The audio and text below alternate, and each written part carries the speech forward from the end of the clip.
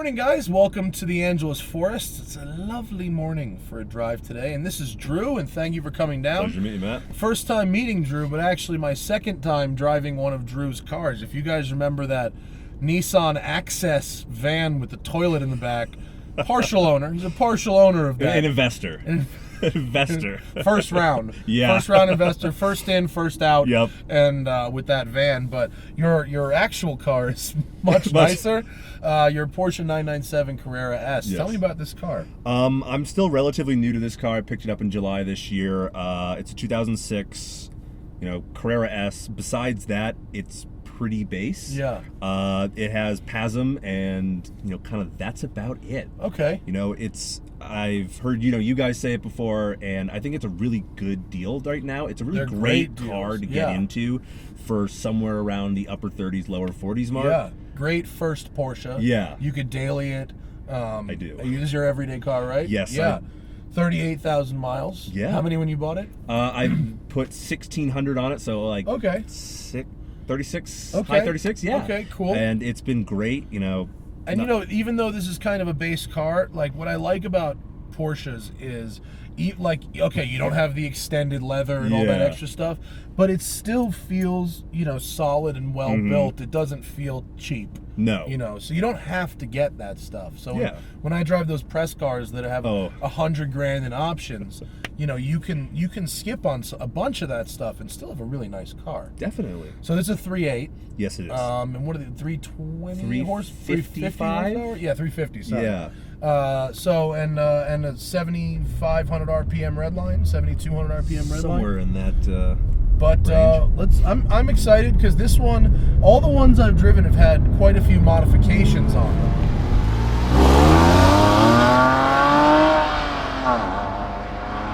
This one does not. This is a stock car. It is pretty bone stock. Again, the lack of options, I think, really what made it appealing to me, in the sense that, super low miles, super clean, but nothing has ever been done to it.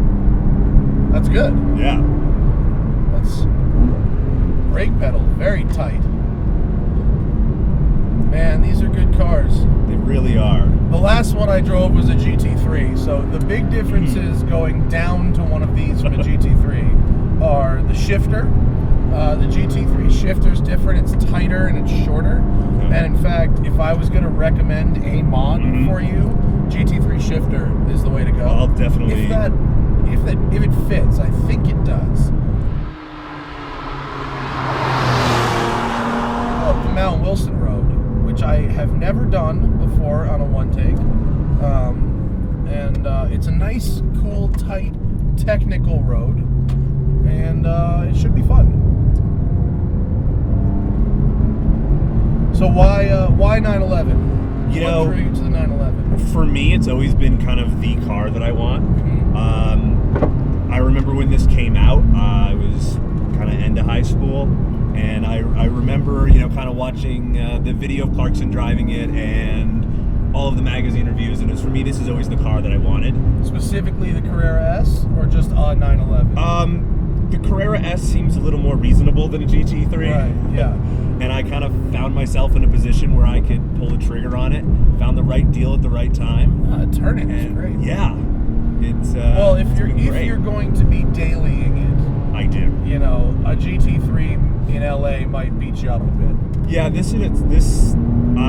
live in downtown LA and commute to Santa Monica on the time. Oh yeah, okay. So you want an S. Yeah, this is aggressive as it is for that commute. It is. Wow, this road. I forgot how tight this road is. Whoa, sorry tight. about that. I got a little gravel there. Don't worry, man. But the steering is excellent. It's great. This road's kind of bumpy, and the car's taking it really well. It really does. You could put PASM on, and that'll stiffen it up a little bit. Let's hit PASM. Let's see how much different it is. A little bit. It's not. Oh, there. I noticed it on some of the bigger ones. It's not too bad. It'll bounce a little bit, but it's not a huge difference.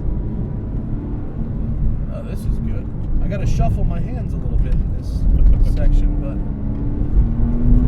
it rotates really well. I mean, the front sticks like glue, and then the back will follow it around really nicely. And if the surface is loose, you might get a little bit of oversteer, but it's okay. Forgot how fun this road is. It really is. It sounds good. You got to keep it high in the power, but rocks. You got to wind it out a little bit. Well, those are pine cones. Those aren't rocks. Feel free to hit those. Okay, we can hit pine cones. I'm not worried about them. On such a tight technical section, if you know where you get it, feels light. It really does, especially I've always heard about the light steering in the Porsche with the rear engine, and it is very true. It definitely, the dynamic feels a little bit different than like a front engine car. For sure. And what you also get, because the engine's in the back, a lot of those vibrations and the noise and stuff, that's all kind of behind you. So when you go on a road trip in one of these, it's a really refined experience having that all just back there, as opposed to having pipes that pass underneath you and stuff like that. There's just fewer, and because the flat six is so inherently balanced, there's just not a lot of vibrations that make it into the cabin. Yeah, definitely with that. There's a little bit of road noise from the tires, but other than that, like you were saying, is the actual drive line is very refined. Right. What kind of tires do you have on here? These have the Hankooks. RS3s? Yeah, I'm not in love with them. They came on the car. Look, if they were in good shape when you came in the car, no reason to throw them away. But none at all. Super sports, bro. Yeah. Super sports will be quieter. Very true. So I've heard you say that for years. Yeah. When these are shot, I will definitely be getting a pair. No, they're not cheap, but they're what's on all my cars. So what's great about this is on this super tight road with a linear power band like it's got, you can be a little hammy on the throttle and you can still make it work without it getting away from you. This road is so neat. I always forget about this one. I'm not sure if I've ever been up this one. The observatory is up at the top. It's cool. Okay. They have a thing you can go in. They've got this telescope from 1905. And I thought it would be so cool. I was like, my friend booked it. Like, let's go to the telescope and look at the stars from 1905. It turns out it goes from a dot the size of a pencil point to a dot the size of a Sharpie. Oh wow! Through the 1905. That's quite it's the not time. Exactly the Hubble up there. But, no. But apparently, the coolest thing about the top of this road is in that observatory, there is a Thomas Edison light bulb that has been burning, that has been on for over 100 years. Wow. Which I think is the coolest thing by far about what's up there. A light bulb. Yes. Huh.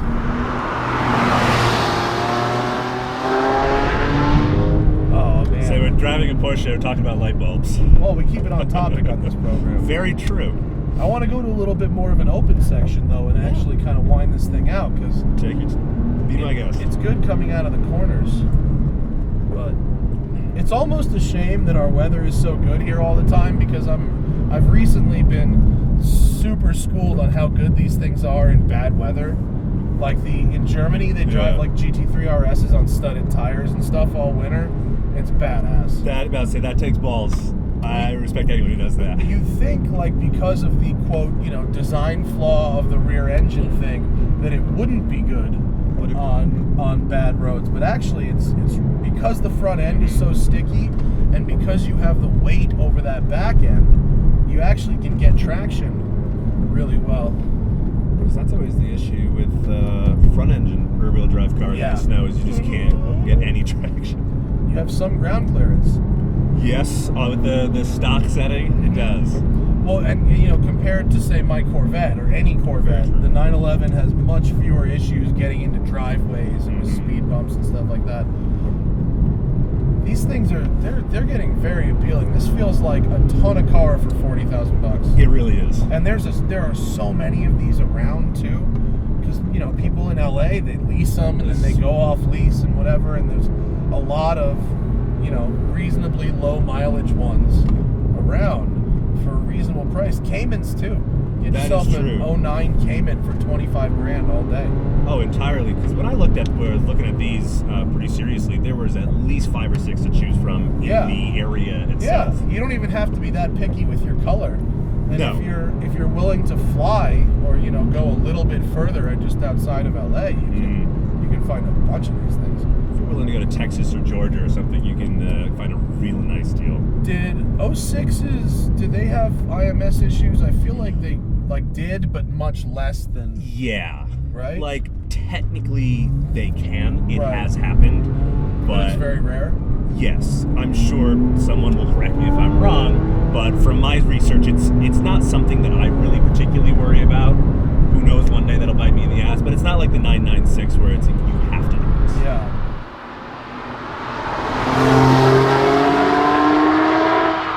Even the 996, it's not like it's blown out of proportion, because it does happen. It's a generally low percentage of them. The problem is if it does go bad, it's like a $1,200 fix, but if it blows, it's a $30,000 engine. Yes, it is. So that's why you have to do it. Especially, even a high mileage $10,000 996 Carrera, if you have to replace the engine, that's 30. All right, PASM is still on, huh? Yes. Let's turn PASM off because this is bumpy and I want to see.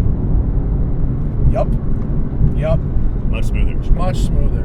And it doesn't really feel like the handling is much compromised. It really just feels like it dials out a lot of the little annoying bumps. Yeah, that's kind of what I've come to realize so far. A lot of suspensions that offer a stiffer setting don't really make the car handle any better. They just make it annoyingly stiff. AMG is the key to that. I believe that. This is so nice. You know, the word to describe these cars is like fluid. Mm-hmm. Right? Everything's got a slickness to it. Yeah. Easy. It just seems as things should be. It does. You drive one of these and everything else is like, well, this is all wrong. This is the way that it needs to be done. And when you talk to the Porsche engineers, they go, yes, we know this. This is why we make it this way. We make it this way because this is the best. Everybody else is doing it wrong. You need flat six engine. Now they'll say this turbochargers. We need turbocharging. Right over the ass still. Yep. Yeah.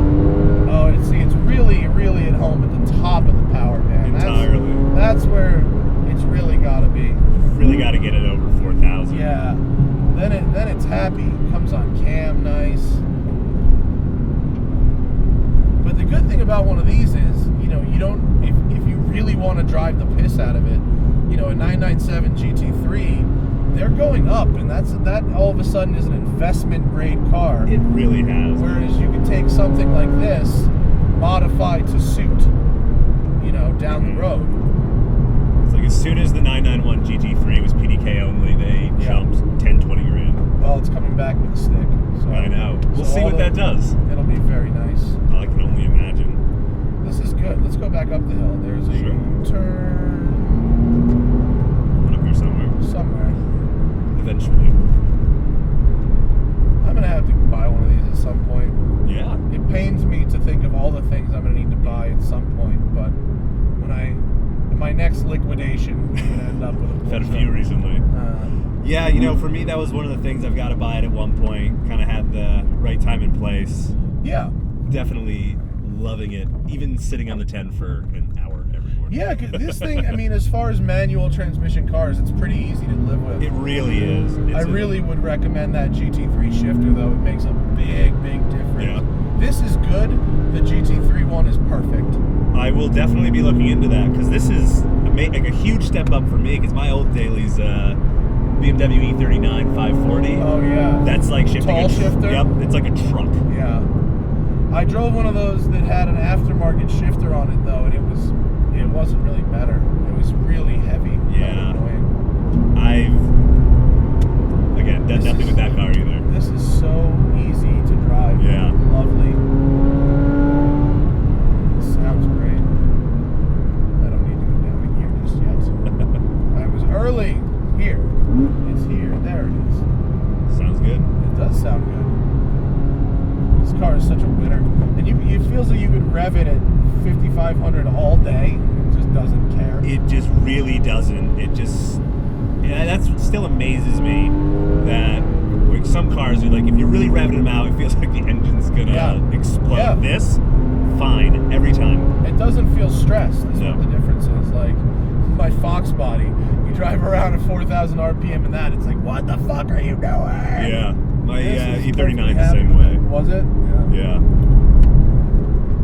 This is great. I'll have to get one of these. It's the right size. It really is. How cheap are they going to get? Are they going to go down further? That's what I'm... They haven't for the last few years. I know, they've been hovering. The problem is, it's such a nice... It's like the 996, is a solid piece of Yes. hardware, but people are not into the looks, myself included. I would agree. That's how they got so cheap.